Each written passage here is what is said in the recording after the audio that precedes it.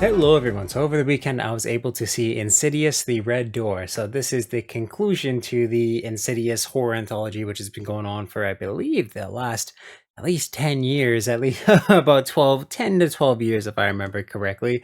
I will say right off the bat that I have not kept up with this franchise and I only really remember the first one. I don't remember if I've seen any of the other ones. Do remember the first one decently well, but of course this is the final chapter within the family. It comes in at an hour and 47 minutes long. It's rated PG-13, directed by Patrick Wilson. Of course, stars Ty Simpkins and Patrick Wilson and Rose Byrne, all replaying their famous roles, of course, from the from the Insidious franchise. So yes, without further ado, let me get into a review for Insidious The Red Door. So the IMDb synopsis is that the Lamberts must go deeper into the further than ever before to put their demons to rest once and for all.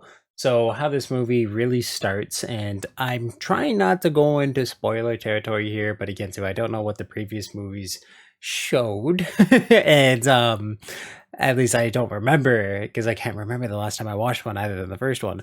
But yes, if you don't want spoilers, maybe just skip the next maybe 30 seconds of this video. But movie starts off with, of course, the dad and the son going through a sort of hypnosis to forget all the events that happened to them within the further, all the things to do with the red demons, their possessions, everything like that.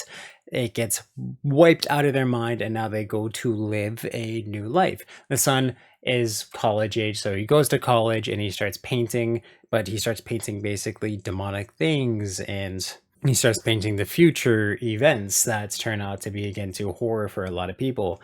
Whereas the dad starts to see a lot of visions, again, of, again, to being possessed, the demons that were once in their house and within their life.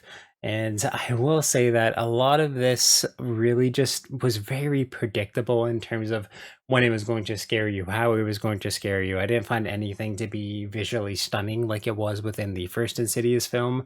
The only really cool scare that I found within this movie was the dad is in some sort of like CAT scan. He basically gets put in this trance where he is sucked into, again, to like this long tunnel and he can't move, and all of a sudden you see this demon start crawling closer and closer to him really fastly when he's within the CAT scan. And I found that that was really the only scare that I thought was visually cool within the movie. Everything else just was very, very predictable. And again, so even that scene was predictable in its own sense. So I found that the horror never really landed for me. Never really found it to be that great or that good. So the timing was just, again, too so predictable within it. And so did the events of the story, but it played out even in more boring ways than I thought it was going to, especially for a conclusion. So again, too, it felt like things started off on the wrong foot within this movie, and then there's nothing they could really do to keep the movie being imaginative or scary in a lot of ways, just because it was so easy to know where it was going to end up. And I just found that they didn't really do anything all that interesting within the movie. There wasn't anything visually stunning.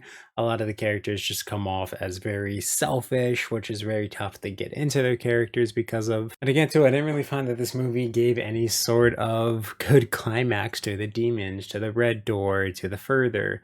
It's just all very boring and very bland, and unfortunately, in a lot of ways, I haven't seen all the movies. I don't know if it is the ending that this franchise deserved, but it just felt like so much more could have been done in so many better ways. In so many more ways that should have been a lot scarier. Again, too, there's some decent acting within it, but again, too, just the characters and how they're written and how weakly I think a lot of this movie's written. It takes a lot away from it. And really, with everything taken together, I'm going to have to give Insidious The Red Door a 5 out of 10. Maybe you can get into this one if you're really big on the horror genre, if you're really big into the Insidious movies. I think this is a good one to get into, but I just found they show the demons way too much for them to be, again, too scary, for them to be for them to be menacing. And I just found, too, that I hated the whole brainwashing thing that they did. And it just kind of set everything back to square one, which I found was such a boring place to start when we've seen that before.